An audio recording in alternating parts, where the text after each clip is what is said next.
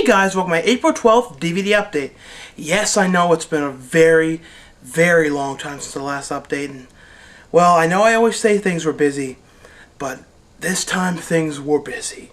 I was away at one point for a movie for a week, so then during that whole time I didn't get to watch anything. Before that I was at a convention, horror convention, so it was a horror convention, then to a movie, so then I didn't get to watch anything at that point. Then when I got back, things are going on around the house. I'm not getting anything yet. I will later on. But because of other things going on, it's heavily delayed getting to watch anything. And the thing with the DVD updates is I like to be able to talk about the movies, as much as I can. I don't want to just show something if I haven't gotten to watch it yet. I mean, if I buy something I've already seen it, then I can talk about it. But if it's new stuff, I really, there's a lot of things I really want to be able to watch so I can talk about it. Well, the first one I got is Smash Cut, which I've been waiting to see this for a long time. It's David Hess's new movie, and it's the first lead movie he's done in a long time. There's a lot of things he's done lately have been like cameos and small things, and he's the main role in this. And it's done like a Herschell Gordon-Lewis movie, like a real 60s, early 70s gore kind of movie. And it's David Hess plays a film director, and nobody likes his movies. Everybody says all the gore looks fake and everything's so cheesy and nobody can act. And he gets one day he's driving with his girlfriend, and they end up in a car accident, and then he ends up using her body for an effect, and it does so well that then he starts killing off critics and everyone that hates him, and he starts using them in his film. I don't know, I thought this was a really, really cool movie. Herschell Gordon-Lewis actually has a cameo in this as well. Michael Berryman is in this really funny wig. I don't know, it's a really, really cool movie. The main girl is a porn star, Sasha Gray. She was okay. A few points she kind of looked like she's trying to get this done. She had this kind of look, especially in the behind the scenes. She just had this look trying to get done with this. I don't know though. The movie was a fun film though. I liked it. And if you like 70s, 60s, 70s kind of gore, Herschell Gordon-Lewis kind of things, that's a lot what this was. It also had really, really cool music too. And that kind of red and blue green lighting and everything. And David Hess did so good in this. This is his best movie in a long time. Now the next one I'm just showing because I think I talked about it in the last update, but I didn't have the DVD to show. But it's The Severed In. It's a film that me and MJ have major parts in. And if you want to pick up your copy of this, it's on The Severed In. It's on this link on the side of this video. And also right now, up until the 26th, this film is, the company, Legion Films, is casting for their next film. So if you can send in video auditions and whatnot, and I'll put the link on the side about that too, so if you want to audition for that film. Well, the next one I got is done, put out through CreateSpace on Amazon, and it's a new Stephen Geoffreys film, who's probably best known for Fright Night, and Tiffany Shepis is in it. Corey Haim has a really, really small cameo, and I mainly got it because it was one of Corey Haim's last films, and I found out he was basically just put in later because he was dating Tiffany Shepis at the time, so they wrote him a really small role. I mean 30 seconds maybe. And he's doing this weird accent in it. I mean, he was cool in it though. But I don't know, I really like this new Terminal Hotel. It's real artsy, and there's a lot of dialogue. If you don't like a movie with a lot of dialogue, basically the whole movie is dialogue, long dialogue scenes. I don't know, I thought it was really cool though, and the music. I would love to have a soundtrack, copies of this music from this. But it's basically about Stephen Geoffreys, who's a writer who was writing a lot of Hollywood films and hasn't done anything in a few years. And the head of the company, the head of the studio that he works with, he ends up kidnapping him and torturing him in the tub and doing all these weird things to him. And Tiffany Shepis' character, who's the agent of him, Stephen Geoffreys, finds out about it, and then it becomes this weird thing between them. I don't know, it's really difficult to explain, but I really, really liked it. And like I said, the music in this was amazing. Stephen Geoffreys did great in this. I don't know, this is definitely one to pick up. As I said, you can only get it on Amazon. You can also rent it on Amazon on demand as well. Now, I got a bunch of the After Dark, and I'm not sick. We're moving stuff around, so there's all this dust. So I'm having like, ugh, I'm totally allergic to dust, so I'm having like real clogged up issues from the dust. But I got a bunch of the After Dark Horror Fest. I got one of the other ones, the Dread, that I didn't get to watch yet, so I didn't get to review it in this one. But this one is the first one I got, is called The Reeds. A little upset that Lionsgate didn't put these out on Blu-ray too. I was kind of surprised that they didn't. But The Reeds, I've been kind of disappointed with these After Dark ones. I mean, I don't know. This new series is not that great. I don't know how the ones I didn't get are. This one was okay. It's about a group of these, I think, 20-something-year-olds that are going out, maybe 30, going out on a boat trip, and through these reeds, and they're going on this boat, and they're seeing weird things, and then they end up getting stuck in the boat, gets stuck there, and the one guy falls, like this cage thing goes through the boat. This guy falls on the thing, gets punctured in the stomach. Then they have to get help for him. But then there's these weird kids walking around in the reeds, and there's all these problems with them, and like they're seeing things. I don't know. It was okay. The movie had a bit of a kind of feel of the movie The Triangle, which just came out, had. I like The Triangle better though. It's okay. This is okay. I don't know. I really didn't like it that much though. I'll say what I liked. I liked one scene. And they even used the scene, well, I won't say that, but I liked one scene with this music when they're like a montage of the boat. That was good. But the movie, just alright. Now, The Graves. I don't even know what to say. I mean, it's about these two girls that are going out. The one girl's moving to New York. They're in Arizona. And the one girl is relocating to New York, and they're going out on one last outing together. And they decide they want to go around Arizona and look at like the tourist traps and things like that. So they end up going to this mine they hear about, like Stone Silver Mine or something.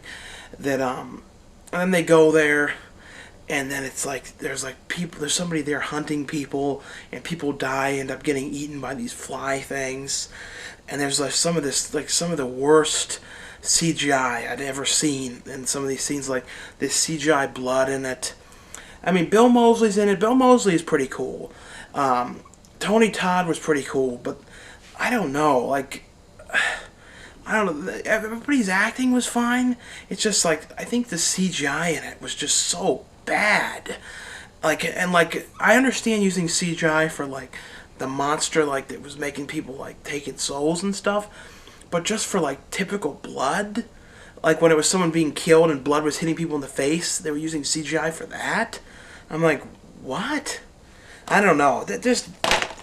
Sometimes I feel like CGI gets so overused. And so I don't know if they're like, I don't want to have blood on me. Just use CG. I'm like, alright, but why? I said I don't want blood. Oh, alright. This one I did like. I got this because I mainly got this one because the kid from the Little Rascals that played, not Alfalfa, the main kid, Spanky, was in this. This is his first movie in years. I think like 8 or 9 years. And I mainly got it because he's in it. And truthfully, that's the only reason I got it. But, and the thing that was a shame was, he had like one line in the campfire scene, like maybe 2 or 3, like not much at all. And he was the coolest actor in it. I'm thinking, give him some damn lines. Like, a lot of scenes, you're just sitting there like, But he wasn't saying anything. The movie's called The Final. And it's about these kids that are getting picked on in school. And they plan, like right on the graduation, they're going to have this big party with all the kids from the school that they hated. And they only invite the people that are their enemies to it. And then they put on these masks and torture the kids. And, try and like make them feel awful about what they've done, and they don't want to, and this isn't giving anything away, they say that we're not going to kill you, we're just going to make you the way we feel or something. And it was pretty interesting though. This was the one that I really did like out of all of them that I've seen. Like I said, I haven't watched Dread yet, and I haven't watched any of the other ones. If any of the other ones are really good, let me know, because I picked up the ones that sound the most interesting. This one though, The Final though, I would check out. The next one is my friend's film, Chris LaMartina's The Book of Lore. It's a double pack with Book of Lore and Grave Mistakes. The one I really loved on here was Grave Mistakes, and it's about it's like a like an anthology kind of horror film, like Creepshow, about this guy trying to sell stuff off in a pawn shop, and then he's like telling stories about what he has in there. I think it's like Tales of something. There's a movie that was kind of like that that I really liked. Not Tales from the Dark Side, a 70s one. That was kind of like that in an antique store. This one, though, is definitely one to check out. This is the guy, too, who did President's Day, which will hopefully be coming out this year or next year, that I was in that one. And the next one I got is Rot Reunion of Terror. This one, it was really cool. It came out from Shakarama Cinemas, which is a subsidiary of Pop Cinema. Anyway, though, this one, though, I would definitely check out. It starts off with this guy, like someone crossing off people's faces in a yearbook. Then it cuts to all these kids going for a reunion out in the woods, like just seeing each other again after not seeing each other for a long time. And they go there and all of them are having like slight problems with one another, and then people start dying off there. And then you don't know who the killer is, and there's like a really cool twist. We'll say like the end twist. I'm not giving anything away though, but the end twist was so cool and so unexpected. What happens in it? I'm like seriously. It was like, you've not seen a twist like this, especially with some of the details of it. This one's definitely one to check out. Really fun, like 80s style slasher, people in the woods. I don't know, I really love this one though. Now, this is one of the many I got at, many DVDs I got from VHS PS at Monster Mania. And this is the only one I've gotten to watch. I'm going to show the other ones in the next update. But this is Gary Busey. Man, my nose is running from this... damn dust. This is Gary Busey and Mimi Rogers in Hide Her in the House. And it's basically like a Bad Ronald kind of movie.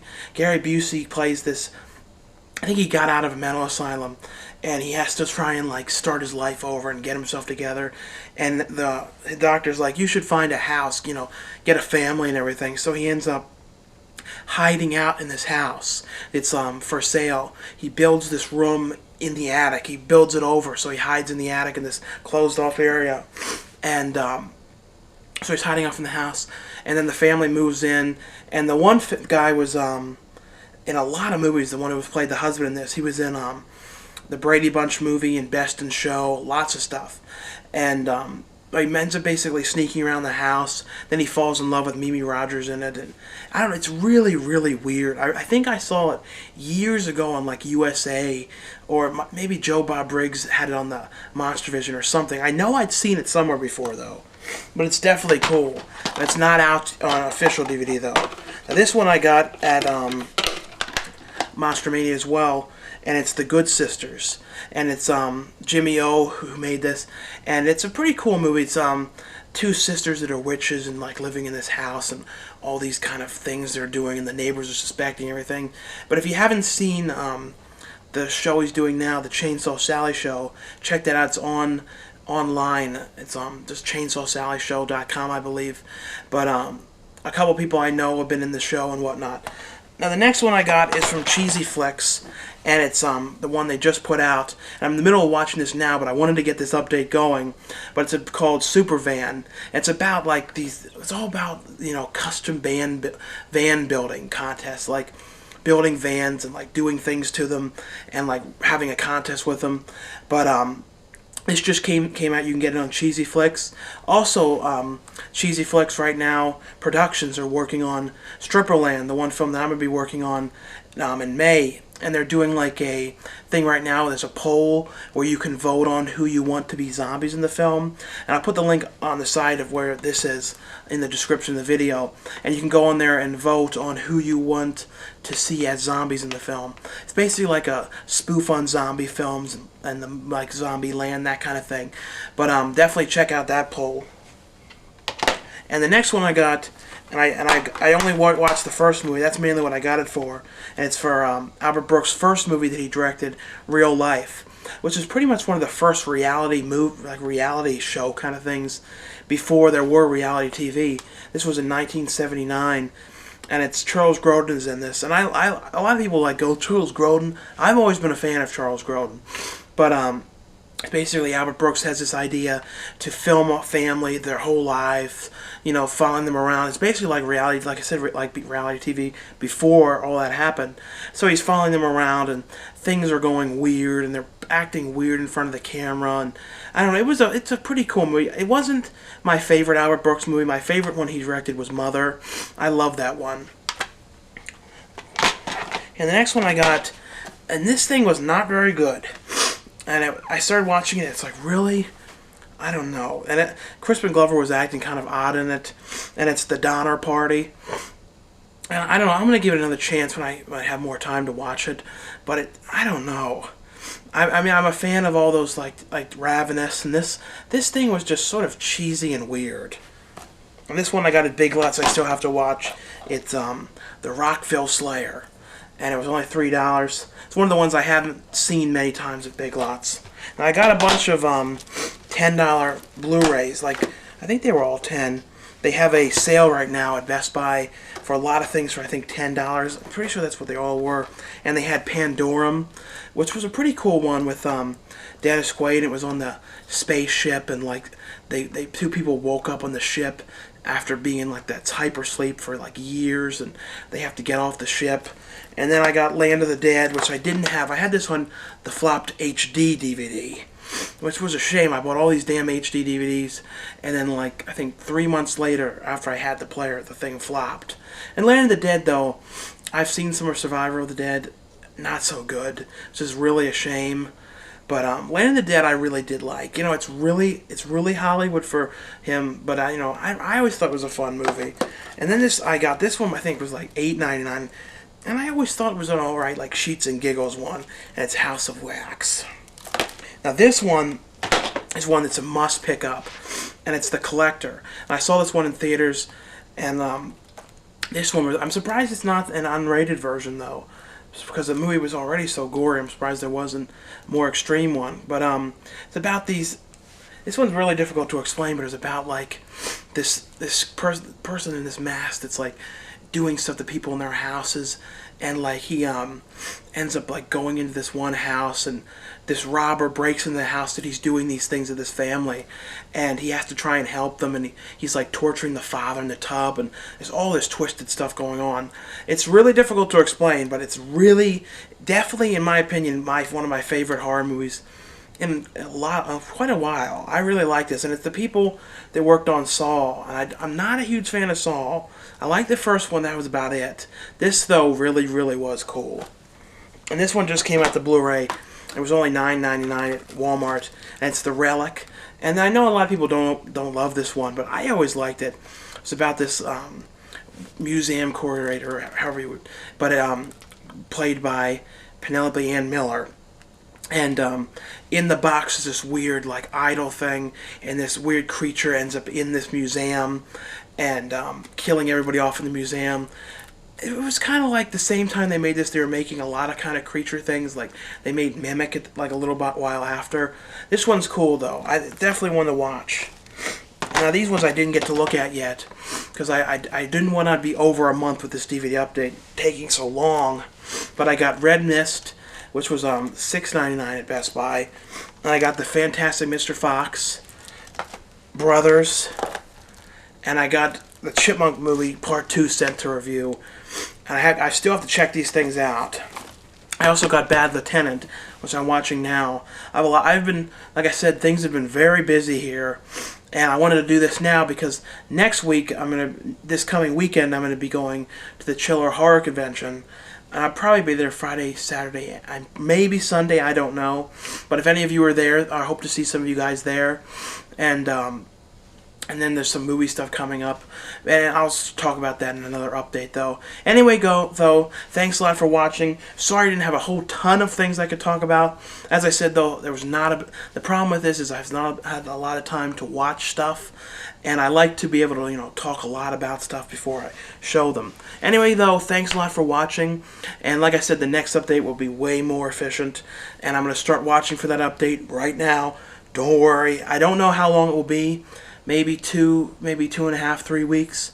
But don't worry, it won't be a month. Sorry about that, though. Anyway, though, I'll see you later.